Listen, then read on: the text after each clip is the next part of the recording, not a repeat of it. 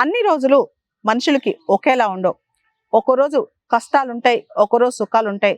కొన్నిసార్లు మనకి బద్ధకంగాను, బాధగాను ఉంటది. కొన్నిసార్లు చాలా ఉత్సాహంగా ఉంటదనమాట. ఇలా మనుషులకి ఒక్కొక్కసారి ఒక్కొక్క టైంలో ఒక్కొక్కలాగా మానసికంగా ఉంటూ ఉంటది. అలాంటప్పుడు మన పనులు మానుకుంటామా? మన రోజు రొటీన్ మానుకుంటామా? ఒకటి గుర్తుపెట్టుకోండి. కష్టం ఉన్నా, సుఖం ఉన్నా, ఆనందం ఉన్నా, బాధ ఉన్నా, ఏదున్నా మన డైలీ రొటీన్, మన డిసిప్లిన్ మారకూడదు. ముఖ్యంగా మనకి బాధ కలిగిందని చెప్పి పని మానుకుని ఇంట్లో కూర్చోకూడదు. ఇది చాలా తప్పనమాట. జీవితంలో ఎంత కష్టం ఉన్నా please getup, dress up, go to your work.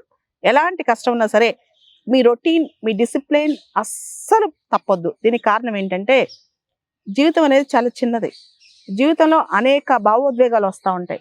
అనేక సమస్యలు మనం ఎదుర్కొంటూ ఉంటాం.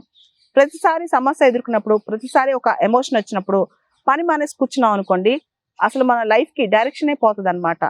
ఎన్ని కష్టాలు వచ్చినా, ఎంత ఛాలెంజెస్ వచ్చినా సరే మన రొటీన్ మనకు ఉండాలి. కొన్ని సందర్భాలు ఏం చేస్తామంటే, ఎవరితోనో గొడవ అయిందనుకోండి, వెంటనే మన వర్క్ మానేసి ఇంట్లో కూర్చుంటాం. కొన్ని సందర్భాల్లో మనల్ని ఎవరైనా డిస్టర్బ్ చేశారనుకోండి, ఆ డిస్టర్బెన్స్ మనసులో పెట్టుకుని మన రొటీన్ అంటే మనం చేయాల్సిన ముఖ్యమైన పనులు పక్కన పెట్టి దాని గురించి ఆలోచిస్తుంటాం.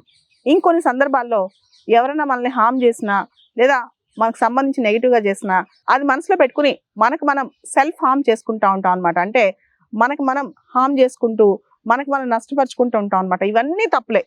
భూమి కదిలినా, భూకంపం వచ్చినా, హిమాలయాలు చెలించినా, సముద్రాలు పొంగినా మనం మన రొటీన్ని అస్సలు మిస్ అవ్వకూడదు. మన డిసిప్లిన్ ఎప్పుడు మిస్ అవ్వకూడదు. మనతో మనం కఠినంగా ఉన్నప్పుడే, మన రొటీన్తో మనం కఠినంగా ఉన్నప్పుడే, మన క్రమశిక్షణలో మనం ఉన్నప్పుడే జీవితాన్ని జయించగలం. లేకపోతే మనకు మనం సమాధానం చెప్పుకోలేం. మీరు ప్రపంచంలో ఎవరైనా చూడండి, ఏ రంగంలో అయినా నెంబర్ 1 వ్యక్తిని చూడండి, వాళ్ళు ఖచ్చితంగా ఈ సూత్రం పాటిస్తూనే ఉంటారనమాట. అంటే మనల్ని ఎవరు కదిలించలేరు. ఒకవేళ కదిలించాలని ట్రై చేసినా మనం కదలకూడదు, మనం మూవ్ అవ్వకూడదు, మనం డిస్టర్బ్ అవ్వకూడదు.